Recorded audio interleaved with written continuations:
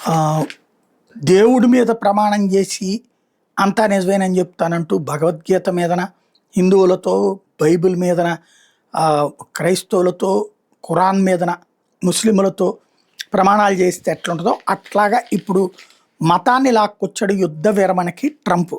పశ్చిమాసియాలో యుద్ధాన్ని ముగించడమే లక్ష్యంగా ఇరాన్‌తో చర్చలు సజావుగా సాగుతున్నాయని చెప్తున్నటువంటి ట్రంప్ ట్రూత్ మీడియాలో, ట్రూత్ సోషల్‌లో చెప్పుకొచ్చారు. అయితే మళ్ళీ నిన్న రాత్రి దాడులు ఇయన్నీ జరిగిపోయినాయి. ఇరాన్‌తో శాంతి చర్చల్లో పాల్గొంటున్న దేశాలు ఇజ్రాయెల్, అరబ్ దేశాల మధ్య దౌత్య, ఆర్థిక, భద్రతా సంబంధాలు నెలకొల్పే అబ్రహాం ఒప్పందాలపై సంతకం చేయాలని సూచించారు. ఆ ఒప్పందాల మీద ఇరాన్ కూడా సంతకం చేయడం గౌరవంగా ఉంటుందన్నారు. అత్యంత సంక్లిష్టమైన చిక్కుముడిని విడదీయడానికి అమెరికా కృషి చేస్తోందన్నారు.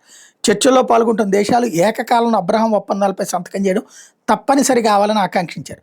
ఒకళ్ళిద్దరు సంతకాలు చేయకపోవడానికి తగిన కారణం ఉంటే అంగీకరించుకోవచ్చని చెప్పారు. అమెరికా, ఇరాన్ మధ్య శాంతి చర్చల్లో UAE, Bahrain, Saudi Arabia, Qatar, Pakistan, Turkiye, Egypt, Jordan భాగస్వామ్యంగా కొనసాగుతాయి. అయితే యుఏఈ, బహ్రెయిన్ దేశాలు అబ్రహాం ఒప్పందాల మీద ఇప్పటికే సంతకాలు చేసినాయి. మిగిలిన దేశాలు కూడా అదే బాటలో నడవాలని ట్రంప్ అడుగుతున్నారు. ఇరాన్ సుప్రీం లీడర్ మొక్తజా ఖొమైనీకి సంబంధించినటువంటి వర్గం అప్రూవల్ లేకపోవడం వల్ల ఆగింది. ఈలోపు భయపెట్టేందుకు అటాక్ చేసింది.